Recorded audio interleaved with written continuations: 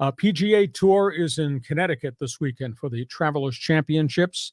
On Wednesday, the PGA's leadership, not their CEO because he's got health issues. He stepped away for about a month.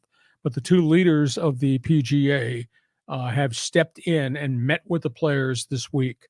And they just flat out lectured the players because the players' response over the merger with LIV has been really negative.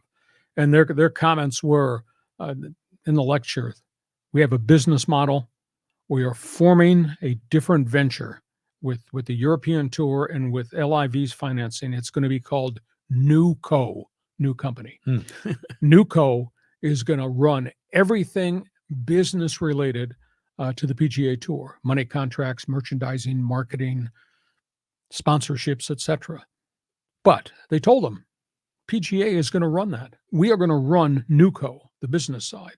And by the way, you guys who are loyal to us, you're going to get a cut of the profits from NewCo. By the way, we are running all the golf tournaments here, abroad, and anything new we create, it'll be out under the PGA flag. So they were just really strong. And they said, we don't have the formula yet, but please understand the guys who defected to LIV are going to pay an entrance fee to buy their tour card back because they violated their tour card. So it was rather a strong lecture from the PGA, but I'm sure there's a lot going on behind the scenes about the absolute structure of what they're going to do and who's going to run it on behalf of the PGA. And I think more data will come out. And I do think the blow up and everything that came out initially has kind of subsided. I think there's been a cooling off period. Yeah, well, I think people are realizing how much money's on the table. Oh, enormous volumes. So they're looking at that.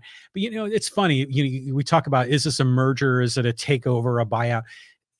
Even in the corporate world, they talk about mergers, but they're never really even Steven 50-50 mergers. See, once we get a look at that org chart of this new organization, who's the president, who's the CEO, if they're coming from LIV or PGA, that will tell the story of who the top dog is. Well, Jay Monahan, who's on a health leave of absence right now, is the CEO of the new group, NewCo. He will be the CEO. Now there'll be LIV people beneath them. I don't think Greg Norman's going to be part of this equation at all. But, they tried to put the players' anger and their worries to rest by just structurally announcing this was not a takeover.